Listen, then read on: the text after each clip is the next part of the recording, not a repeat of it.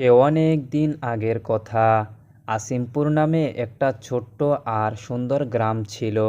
সেখানে বাস করত রতন নামের এক কাঠুরিয়া আর তার স্ত্রী চম্পা। রতন ছিল খুব গরিব।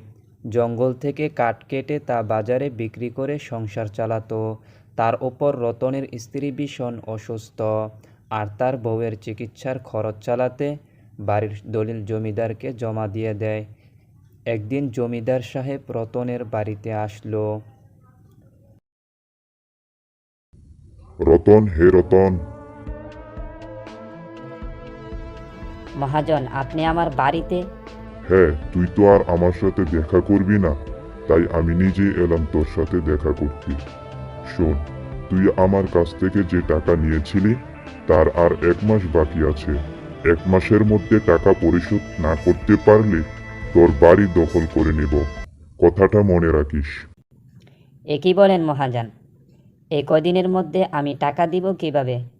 আমাকে আরও কিছুদিন সময় দিন। এই বাড়ি হাতছাড়া হলে আমি কোথায় দাঁড়াবো? সে আমি কি জানি, হয় টাকা দিবি না হয় বাড়ি দিবি। কথাটা মনে রাখিস। রতন মহাজনের কাছে অনেক অনুনয় বিনয় করল, কিন্তু মহাজনের মন গলল না। মহাজনের কথা শুনে রতনের স্ত্রী চম্পা কেঁদে ফেলল।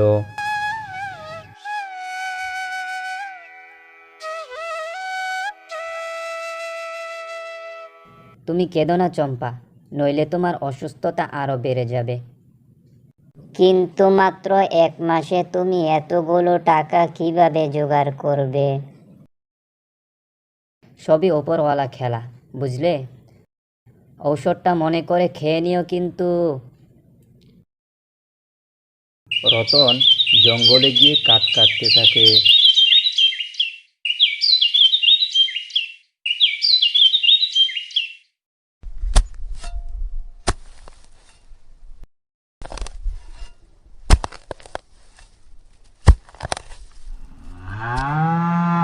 এমন সময় সে হঠাৎ করে একটা গরুর আওয়াজ শুনতে পায়।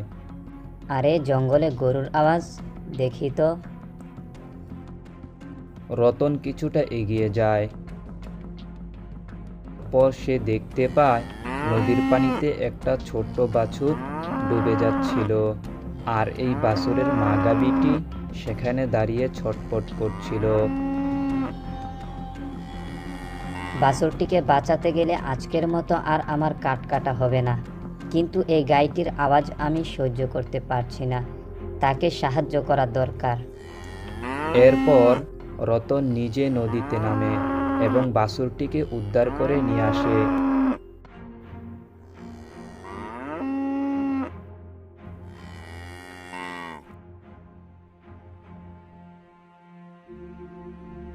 এতে রতনের অনেকটা সময় নষ্ট হয়ে যায়, আর তাই রতন সেদিন মাত্র অল্প কিছু কাঠ কাটতে পেরেছিল।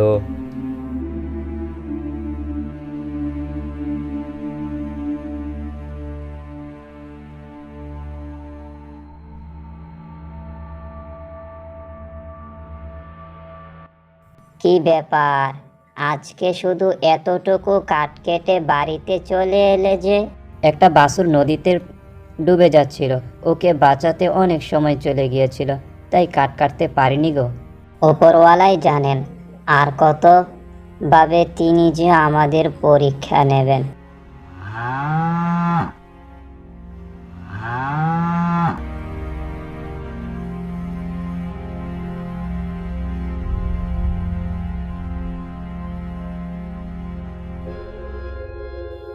যেটাকে আমি বাঁচিয়েছিলাম সেটা আমার পিছে পিছে বাড়ি পর্যন্ত চলে এসেছে। এখন তাহলে গরুগুলোকে রেখে দেই, উপযুক্ত প্রমাণ দিয়ে গরুর মালিক নিয়ে যাবে। কিন্তু আমরা তো নিজেরাই খেতে পারি না, এতগুলো গরুকে কিভাবে খাওয়াবো? দেখো চম্পা, আমি তাদেরকে নিয়ে আসিনি, এরা নিজেরাই এখানে এসেছে, তাই আমরা যা পারি তাই ওদের খাওয়াবো। ঘরে তো খাবার নেই, তুমি এক কাজ করো, গরু থেকে দেখো দুধ আসে কিনা। ঠিক আছে, আমি দেখছি। পরদিন সকালে রতন মা গাভীটি থেকে দুধ দহন করতে আসে, কিন্তু আজকে এক আশ্চর্যজনক ঘটনা ঘটে যায়। রতন দেখতে পায় মা গাভীটি থেকে চকচকে সোনার কয়েন বের হচ্ছে।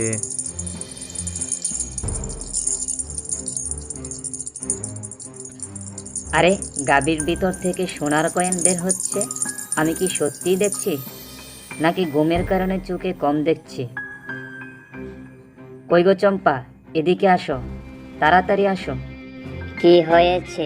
সকাল সকাল ডাকছো কেন? আরে দেখো তো কি আজব কাণ্ড, গরুর পেট থেকে সোনার কয়েন বের হচ্ছে। আরে সত্যিই তো গরুর পেট থেকে সোনার কয়েন বের হচ্ছে দেখছি। এবার আল্লাহ তাআলা আমাদের দিকে তাকিয়েছে তাহলে। সত্য বলেছ। এবার দেখা যাক বাছুরটির জাদু। হে জাদুর বাছুর, তোমার কোনো জাদু থাকলে দেখাও। এবার বাছুরটির পেট থেকে 1000 টাকার চকচকে নোট বের হতে শুরু করলো। চম্পা, আমাদের তো এখন টাকা হয়েছে, এই টাকা দিয়ে তোমাকে চিকিৎসা করব, তুমি সুস্থ হয়ে যাবে। সত্যি বলছো আমি সুস্থ হয়ে যাব? হ্যাঁ, সত্যি বলছি। এরপর রতন তার স্ত্রী চম্পাকে শহরের সবচাইতে বড় হসপিটালে ভর্তি করে। সেখানে চিকিৎসা নেওয়ার পর রতনের স্ত্রী সুস্থ হয়ে যায়। একদিন জমিদার আবারও রতনের বাড়িতে আসে। রতন, আরে ও রতন, রতন রে, বাইরে আয়।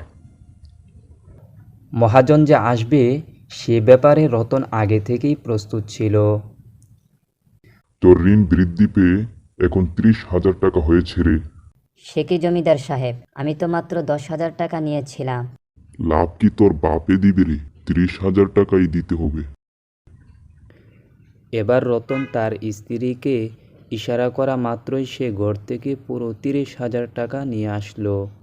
জমিদার সাহেব, এই নিন আপনার টাকা। পুরো 30,000 টাকাই রয়েছে। এখন আমার দলিলটা দিয়ে দিন। জমিদার তখন অবাক হয়ে রতনের বাড়ি থেকে বের হয়ে যায়। এরপর বাড়ির দলিল হাতে পেয়ে রতনের স্ত্রী চম্পা খুব খুশি হয়।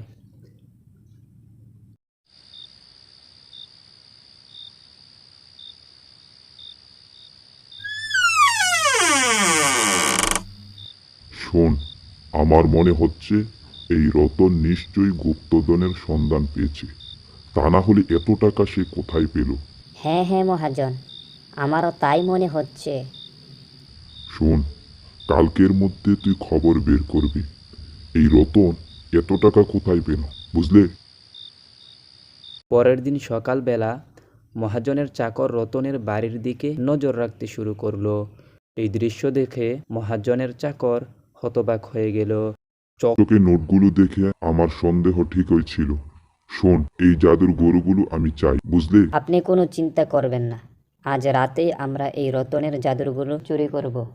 এরপর সেই দিন রাতে মহাজন যায় রতনের বাড়ি তার জাদুর গরুগুলো চুরি করতে। মহাজন যখন গরুগুলোর দড়ি খুলতে শুরু করলো, জাদুর গরুগুলো বিশাল আকার ধারণ করলো। আর সেই বিশাল বিশাল গরুগুলো দেখে মহাজন ভয়ে কাঁপতে লাগলো।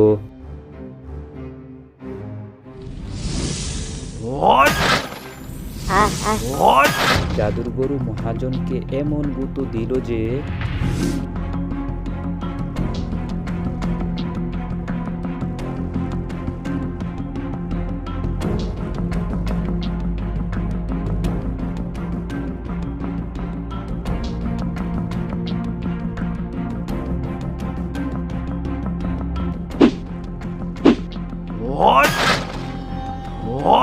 মহাজন আর কোনো দিন এই জাদুর গরুর আশপাশে বেরল না। এইদিকে জাদুর 3 গরু দিয়ে রতন ধন সম্পদ পেয়ে তার স্ত্রী চম্পাকে নিয়ে খুব সুন্দর একটি বাড়ি বানালো এবং সুখে শান্তিতে দিন কাটাতে লাগলো।